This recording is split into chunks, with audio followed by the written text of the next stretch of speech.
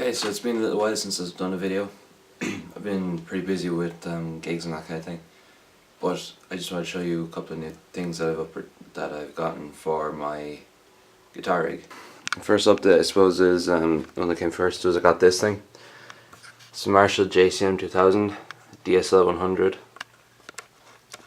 and it is an absolute beast of an amplifier.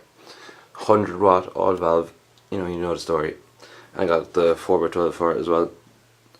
I'm not sure what speakers are in the 4x12. I'm just assuming they're Celestion G12s or something like that. But I just know that this thing just sounds amazing when you turn it up. Just sounds so great. And the next thing then would be my pedal board. I put this together with my dad. Well, my dad did most of it for me. It's really big, so you can see it's wider than the 4x12. It's just way too big, but it's kind of cool because it just gives me a lot of room for any pedals that I think I might ever need or think I might get. And at least then, with the way we've built it, it's been built are 3 sections, but there's 4 kind of stands for it. So if I ever need to cut it, you could just kind of take it down like there, and just leave that bit for a different pedal board, and then just keep this side of it if you ever wanted to. But let's see how this goes for me. At the moment it's grand.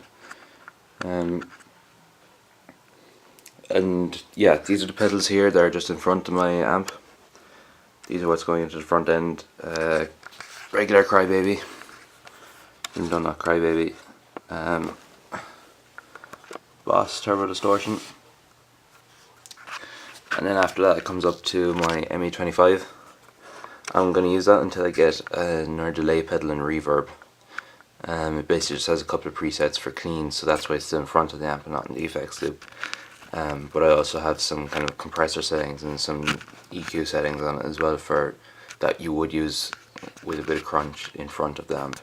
So that's why I still have that. I also use a couple of whammy settings on it too. Then it comes into the small clone here. And then it comes down to this hum debugger. The guy I bought my amp off gave me this because I brought down my Strat, and he said, you might need a noise gate.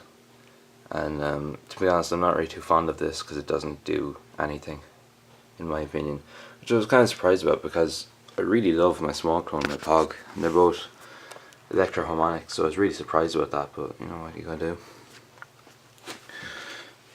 So then when you get into the effects loop, then we're coming straight into the Pog, and this is probably one of the most used pedals on my board.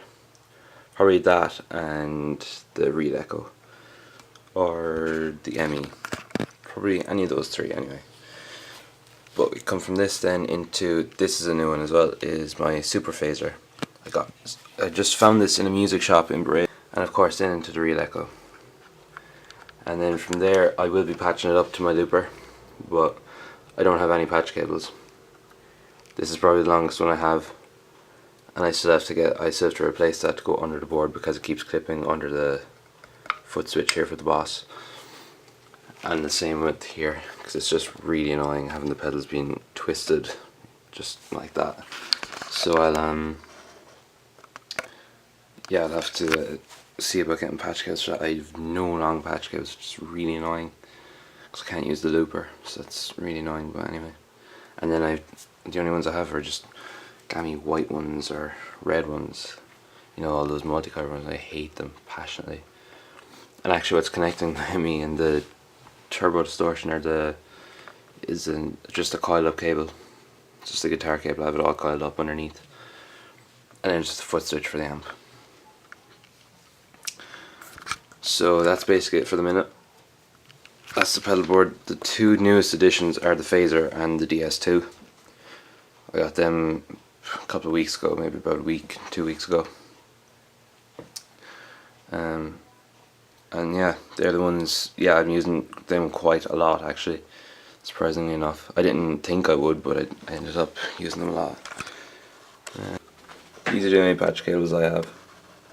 This one, and I have 2 of these ones, and I really love them because of the ends on them.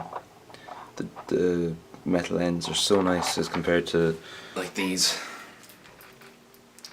They kind of First of all, they look really gammy. The colour is just like on a pedal board, you know, you like everything kind of black. You know, keep it kind of black, but well, I do anyway. But of course, for one of those, you only get one black one, and the rest are all shady colours like this. So that's basically just all the new gear. I don't think there's anything else that I've missed.